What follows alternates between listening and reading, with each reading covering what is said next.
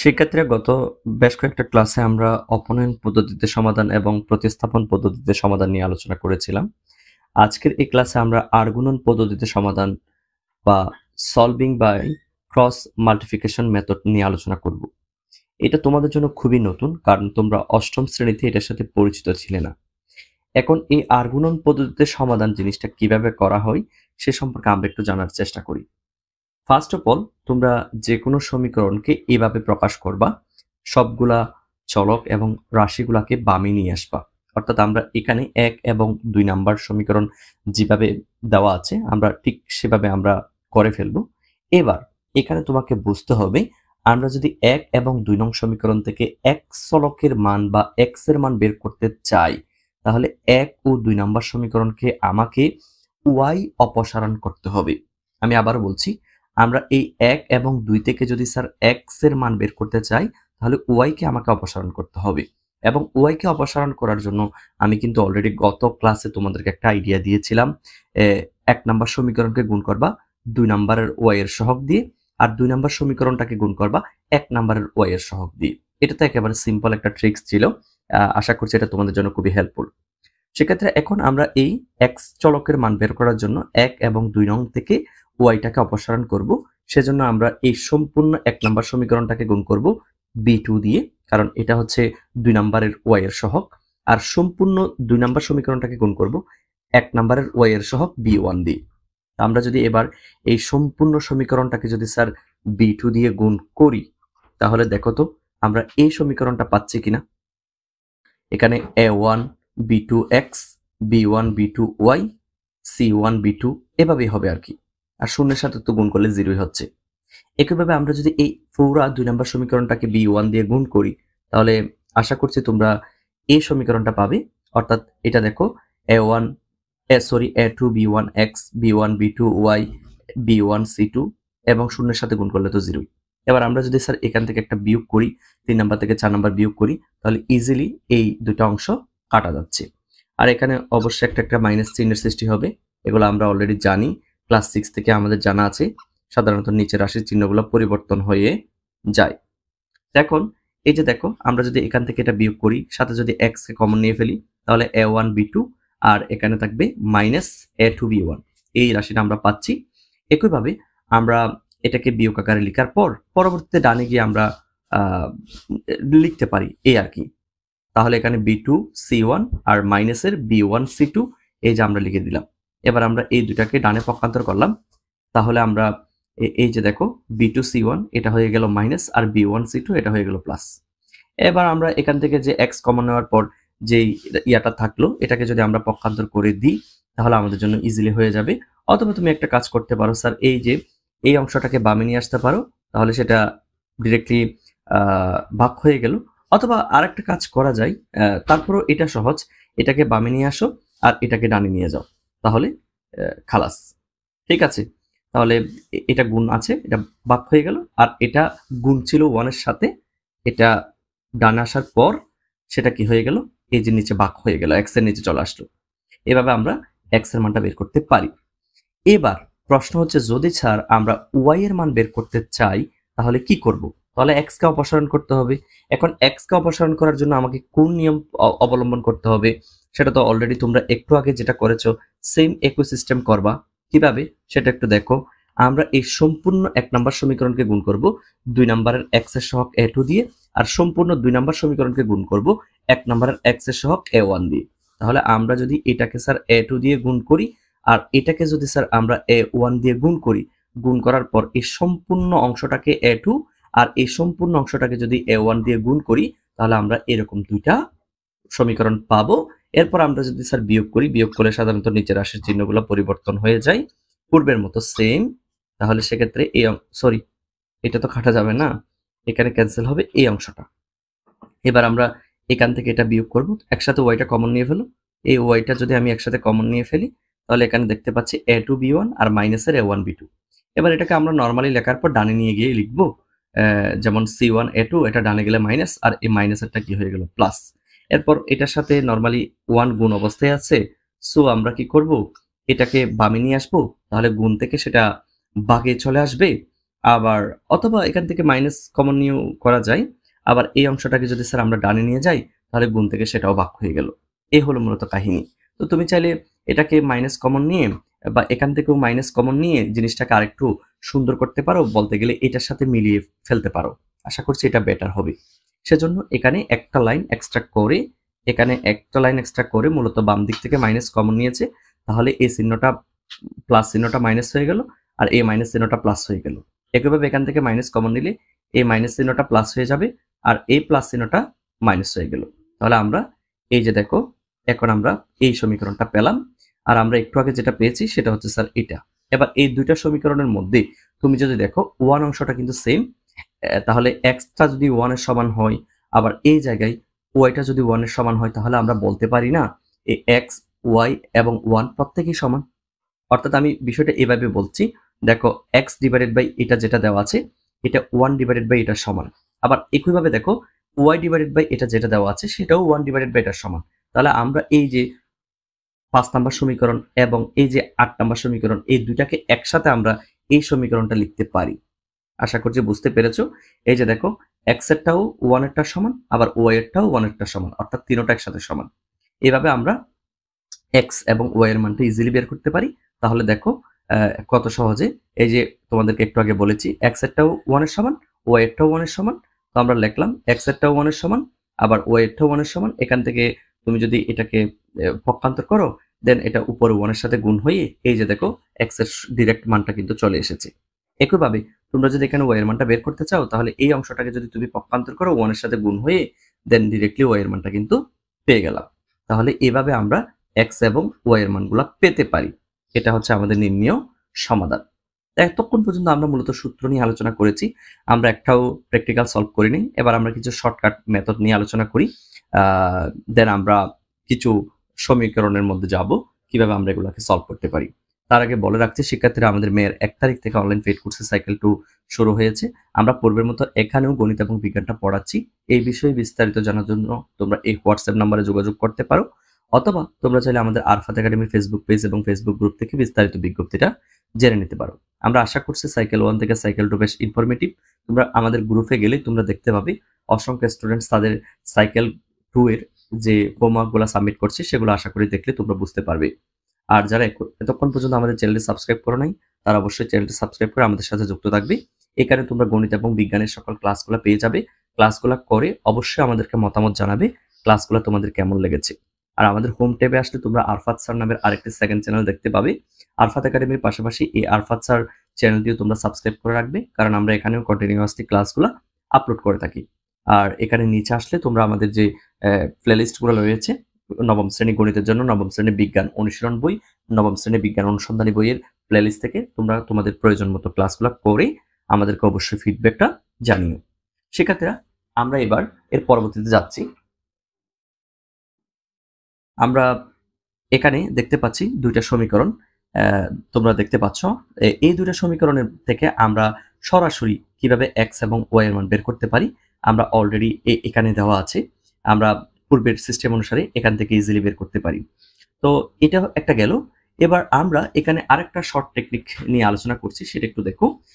এখানে মনে রাখার যেটা কৌশল সেটা হচ্ছে সবসময় লাল তীর চিহ্নের ইয়া থেকে সবসময় নীল তীর চিহ্নটা বিয়োগ করবা, অর্থাৎ লাল তীর চিহ্নটা আগে গুণ করবা, ওই গুণফল থেকে নীল তীর চিহ্নের গুণফলটা বিয়োগ করবা। এখন এটা কিভাবে কাজ করে সেটা আমরা কেমনে বুঝবো বা এটা কেমনে ইউজ করতে হয় সেটা আমরা কেমনে জানবো সেটা একটু দেখো। আমরা যে কোনো সমীকরণকে স্বাভাবিক এরকম আকারে আমরা প্রকাশ করব, এটাই তো স্বাভাবিক। এরপর আমরা যদি এখান থেকে এক্স এর মানটা বের করতে চাই তাহলে ভালো করে খেয়াল করে দেখো, এক্স এর মানটা বের করার জন্য পর আমাদের সামনে এই অংশটা থাকবে। ঠিক আছে, আমরা এক্স এর মানটা বের করতেছি সেজন্য আমাদের হাতে এই অংশটা থাকবে এবং আমরা এখানে যে কাজটা করব ফার্স্ট অফ অল এই b1 এর সাথে c2 এর গুণ করব, যেটা হচ্ছে এই যে b1 c2। এরপর আমরা সেখান থেকে বিয়োগ করব কোনটা, আমি কালার পেনটাও চেঞ্জ করছি যাতে তোমরা বুঝতে সুবিধে হয়। এরপর আমরা বিয়োগ করব এই b2 এবং c1 এর গুণফল। দেখো b2 এবং c1 এর গুণফলটা বিয়োগ করব, তাহলে আমাদের x এর মানটা কিন্তু ইজিলি চলে আসবে। তাহলে আমাদের প্রথম অংশ শেষ, অর্থাৎ এই অংশটা শেষ। তোমরা বুঝতে পেরেছো কিনা দেখো। B1 C2 এর গুণফল, এই যে B1 C2 এর গুণফল, সেখান থেকে বিয়োগ করবো B2 C1 এর গুণফল, এই যে B2 C1 এর গুণফল। আমরা এটা বুঝে গিয়েছি। এবার আমরা ওয়াইতে যাব। আমি এগুলো সবগুলো একটু মুছে ফেলি, না হয় বুঝতে অসুবিধা হবে। ওকে, ডান, মুছে ফেললাম।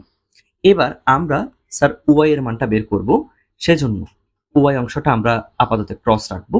আমাদের হাতে এখন অপশন খোলা রয়েছে শিক্ষার্থীরা, এই যে এই জিনিসটা ওপেন আছে এবং এই জিনিসটাও ওপেন আছে। তবে এখানে একটা প্রবলেম আছে, সেটা হচ্ছে তুমি কিন্তু এই A1X টাকে আগে ধরতে পারবা না, কারণ বি এর পর যেহেতু সি দিয়ে শুরু, তাহলে এই A1X টাকে তোমাকে সবসময় এই C1 C2 ডান পাশে ধরতে হবে। আমি বিষয়টা যদি এখানে লিখি, বিষয়টা এমনটা হবে যে শিক্ষার্থীরা C1 C2, দেন তুমি লিখতে পারবা A1X, আর একটা ছিল নিচে A2X। এখন তুমি যদি ওয়াই এর মানটা বের করতে চাও, তাহলে ওয়াই এর মানটা বের করার জন্য তুমি এখন যে কাজটা করবা সেটা আরো সহজ। সেটা হচ্ছে সেম, আমরা C1 এর সাথে A2টা গুণ করব। ঠিক আছে, এই C1 এর সাথে A2টা গুণ করব, মাইনাস ও উপরে তো 1 থাকবে। ঠিক আছে, এই C2 এর সাথে এই A1টা গুণ করব, তাহলে C2 A1। দেখো তো আমাদের হিসেবটা মিলে কিনা, আমাদের হিসেবটা মিলছে কিনা একটু দেখো তো কষ্ট করে। এই যে দেখো, এই অংশটা মিলছে কিনা একটু দেখো।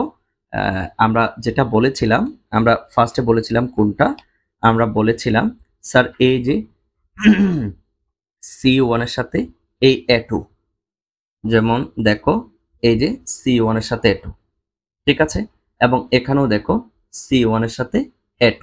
সেখান থেকে আমরা বিয়োগ করব, কাকে বিয়োগ করব শিক্ষার্থীরা? আমরা বিয়োগ করব এই যে C2 A1 এর গুণফল, এই যে দেখো C2 A1 এর গুণফল নীলটা, এবং দেখো এই C2 A1 এর গুণফল। আশা করছি তোমরা বিষয়টা বুঝতে পেরেছো। এবার আমরা 1 এর অংশে যাচ্ছি। x এর অংশ যে বুঝতে পারবে, 1 এর অংশ সে ইজিলি বুঝতে পারবে। আমরা এগুলো আবার মুছে দিচ্ছি যাতে আমাদের বুঝতে সুবিধা হয়। সেক্ষেত্রে এখন আমরা 1 এর অংশটা বের করছি, তাহলে আমরা এই অংশটা বাদ দিব। এখন আমাদের হাতে এটা রয়েছে, তো এখান থেকে আমরা ইজিলি 1 এরটা বের করতে পারি x এর মতো করে। তাহলে আমরা A1 এর সাথে B2টা গুণ করব, এই যে দেখো A1 B2। এখান থেকে আমরা বিয়োগ করব, তোমরা এখানেও দেখতে পারো এই যে A1 B2। এখান থেকে আমরা বিয়োগ করব কাকে? আমরা স্যার A2 B1 এর গুণফলটাকে বিয়োগ করব, এই যে A2 B1 এর গুণফল, এই যে স্যার A2 B1 এর গুণফল। সবসময় লাল থেকে নীল তীর চিহ্নটা বিয়োগ করবা। আশা করছি বিষয়টা বুঝতে পেরেছো। এবার আমরা একটা ম্যাথ করলে তোমাদের জন্য বিষয়টা ক্লিয়ার হয়ে যাবে। তবে একটা জিনিস মাথায় রাখবা, সেটা হচ্ছে শিক্ষার্থীরা, যার মান বের করো, যেই চলকের মান বের করো, x এর মান বের করলে তোমার হাতে অপশন থাকবে এই দুইটা, ঠিক আছে। আর যদি তুমি স্যার ওয়াই এর মান বের করতে চাও, তাহলে তোমার হাতে অপশন থাকবে এই দুইটা, দেন এই দুইটা। আর যদি স্যার তুমি 1 এর মান বা ধ্রুবকের মান বের করতে চাও, তাহলে তোমার হাতে এই দুটো অপশন থাকবে। অর্থাৎ যেটার মান বের করবা সেই কলামটা বাদ হয়ে যাবে। এবার আমরা দেখো একটা সমস্যা গাছের ছাড়ার উপরে, সেটা আলোচনা করছি। তার আগে তোমাদেরকে বলে রাখছি, তোমরা যারা ফেসবুক পেজ থেকে আমাদের এই ক্লাসগুলো করছো, অবশ্যই ফেসবুক পেজটিতে একটা লাইক এবং ফলো দিয়ে আমাদের সাথে যুক্ত থাকবে, বন্ধুদেরকে ইনভাইট করবা। ক্লাসগুলো যদি ভালো লেগে থাকে অবশ্যই নিজেদের টাইমলাইনে শেয়ার করে দিবা, যাতে প্রয়োজনের মুহূর্তে তোমরা ক্লাসগুলো পেয়ে যাও। আর যারা আমাদের ফেসবুক গ্রুপে যুক্ত হও নাই, তারা অবশ্যই ফেসবুক গ্রুপটিতে যুক্ত হয়ে নিবা। এখানে তোমরা তো অসংখ্য নোটস পেয়ে যাবা, তোমরা চাইলে সেগুলো ইউজ করতে পারো, অথবা তোমরা চাইলে তোমাদের অভিজ্ঞতা আমাদের সাথে শেয়ার করতে পারো। এবং এখানে আসলে তোমরা আমাদের পেইড কোর্সে যুক্ত হওয়ার কাঙ্ক্ষিত সেই বিজ্ঞপ্তিটা এই যে পেয়ে যাবে, এবং সেখান থেকে দেখে তোমরা অবশ্যই আমাদের পেইড কোর্সে যুক্ত হয়ে নিবা। সেক্ষেত্রে এখন আমরা এই সমস্যাটি সমাধান করলে আশা করি আমাদের বিষয়গুলো ক্লিয়ার হয়ে যাবে। এখানে মূলত বলা হয়েছে, প্রতি বছর সেতুদের স্কুলের সামনে খোলা মাঠে একটা বৃক্ষ মেলা বসে। একদিন স্কুল ছুটির পর সেতু ও তার বন্ধু রহিম মেলায় গেল। সেতু তাদের বাড়ির চারপাশের ফাঁকা জায়গায় গাছের চারা রোপণ করার জন্য একজন চারা বিক্রেতার নিকট থেকে 310 টাকা দিয়ে, মনে রাখবা 310 টাকা দিয়ে 4টি পেয়ারা গাছের চারা এবং 5টি লেবু গাছের চারা ক্রয় করলো। এবং রহিম কি করেছে দেখো, রহিম একই দরে বলতে 310 টাকা, রহিম একই দরে 3টি পেয়ারা গাছের চারা ও 2টি লেবু গাছের চারা ক্রয় করে বিক্রেতাকে মোট 180 টাকা, বিক্রেতাকে মোট 180 টাকা দিল। তাহলে এই প্রেক্ষিতে আমরা প্রতিটি পেয়ারা চারার দাম কত এবং প্রতিটি লেবুর চারার দাম কত, আমরা এখন সেটা বের করব। তা আমরা ফার্স্ট অফ অল ধরে নিলাম একটা পেয়ারা গাছের চারার দাম x টাকা, আমরা মনে মনে ধরে নিলাম। একইভাবে একটা লেবু গাছের চারাকে আমরা y ধরে নিলাম। চলক ধরে নিলাম, দুইটা চলক। তাহলে লেবুটা হচ্ছে প্রতিটা লেবু গাছের চারা এক্স আর প্রতিটা পেয়ারা গাছের চারা হচ্ছে এক্স আর প্রতিটা লেবু গাছের চারা হচ্ছে ওয়াই। এবার আসো প্রথমে সেতুটা ক্লিয়ার করি। সেতু কিনেছে কয়টা পেয়ারা? 4টি পেয়ারা, তার মানে সেটা হচ্ছে 4x। 5টি লেবু, তার মানে সেটা হচ্ছে 5y। তাহলে এই 4টি এক্স এবং 5টি ওয়াই সব মিলিয়ে কত টাকা স্যার? 310 টাকা। ঠিক আছে, এবার আসো রহিমেরটা। আসো, রহিম কিনেছে বাবা কতটি পেয়ারা? 3টি পেয়ারা। 3টি পেয়ারা মানে 3x। ঠিক আছে, 2টি লেবু, দ্যাট মিনস 2y। দাম কত? 180। এই যে তোমরা আশা করি এই দুইটা এখানে দেখতে পাচ্ছ। আমি আবারও বলছি, 4টি পেয়ারা বলতে 4x যোগ 5টি লেবু বলতে 5y, সব মিলিয়ে 310। আর রহিমের বেলায় 3টি পেয়ারা বলতে 3x, 2টি লেবু বলতে 2y, সব মিলিয়ে 180। এখন আমরা এখান থেকে ফার্স্ট অফ অল সমীকরণ দ্বয়ের সমাধান যোগ্যতা যাচাই করব। এখানে x এর সহগের অনুপাত হচ্ছে 4/3 আর y এরটা হচ্ছে 5/2। যেহেতু একটা মিলে না, সো আমরা বলতে পারি সমীকরণ জোটটি সামঞ্জস্য, অর্থাৎ একটাকে ছেদ করবে এবং এর একটি মাত্র সমাধান বিদ্যমান থাকবে। এখন আমরা এই দুটো সমীকরণকে 310 এটাকে বামে নিয়ে আসলাম, মাইনাস হয়ে গেল। একইভাবে 180 এটাকে বামে নিয়ে আসলাম, সেটাও মাইনাস হয়ে গেল। এবং আমাদের কাঙ্ক্ষিত সমীকরণ জোটের মতো এই সমীকরণ দুটা আশা করি চলে এসেছে। এবার এখান থেকে আমরা কিভাবে আমরা ইয়ার মানগুলা পাবো সেগুলো আমরা এখন আর গুণন পদ্ধতিতে সমাধান করব। তার আগে আমরা একটা কাজ করে ফেলতে পারি, সেটা হচ্ছে আমরা a1 এর মান হচ্ছে 4, b1 এর মান হচ্ছে 5 আর c1 এর মান হচ্ছে -310। এই যে লিখে ফেললাম a1 b1 c1। একইভাবে a2 এর মান হচ্ছে 3, b2 এর মান হচ্ছে 2 আর c2 এর মান হচ্ছে -180। তাহলে দেখো আমরা সেগুলোও এখানে লিখে ফেলেছি, a2 b2 c2। তাহলে এবার আমরা ইজিলি সূত্র প্রয়োগ করে আমরা আর গুণন পদ্ধতিতে সমাধান করতে পারি, অথবা আমি তোমাকে আরেকটা শর্টকাট সিস্টেম এখানে দেখিয়ে দিচ্ছি, এভাবেও তুমি করতে পারো। a1 a2 b2 এগুলা বের না করে সরাসরি আমি এই সমীকরণটা লিখছি, 4x + 5y - 310 = 0। এটাকে 1 নম্বর ধরলাম। এবং এরপরটা হচ্ছে 3x + 2y - 180 = 0। এটাকে সরাসরি 2 নম্বর দিলাম। 1 ও 2 নং কে আর গুণন বা এটাকে বজ্র গুণনও বলে, আর গুণন পদ্ধতিতে সমাধান করে পাই। দেখো আর গুণন পদ্ধতিতে সমাধানের জন্য আমি আরেকটা ক্লাসে উপস্থিত হব। আজকে আমরা এই সমস্যাটা একটু সমাধান করে ফেলি। আমরা ফার্স্ট অফ অল এক্সেটটা বের করব। ঠিক আছে, তো এখন এক্সেটটা বের করার জন্য আমরা যে কাজটা করব, আমাদের হাতে যে অপশনটা আছে এই এতটুকু পর্যন্ত এখন আমাদের হাতে অপশন আছে। ঠিক আছে, এখানে আমাদেরকে বুঝে নিতে হবে 5 এর সাথে -180 গুণ করব এবং সেখান থেকে 2 এবং -310 এর গুণফলটা আমরা বিয়োগ করব। অর্থাৎ আমরা এই দিকটা আগে গুণ করব, সেখান থেকে আমরা এই দিকটা পরে বিয়োগ করব।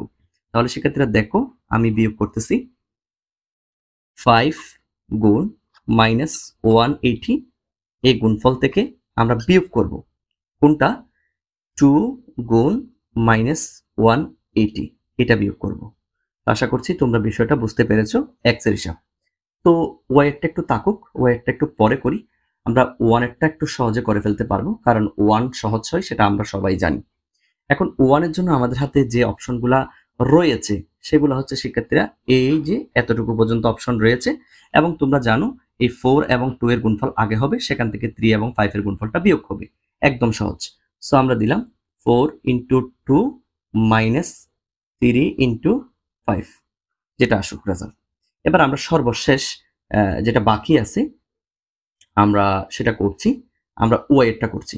এখন ওয়াই এরটার জন্য আমার সর্বপ্রথম এই অংশটা রয়েছে, সেকেন্ড এই অংশটা রয়েছে, এবং তোমরা জানো এই যে -310 এবং 3 এর গুণফলটা আগে হবে ওয়াই এর বেলায়, একটু উল্টো হয়।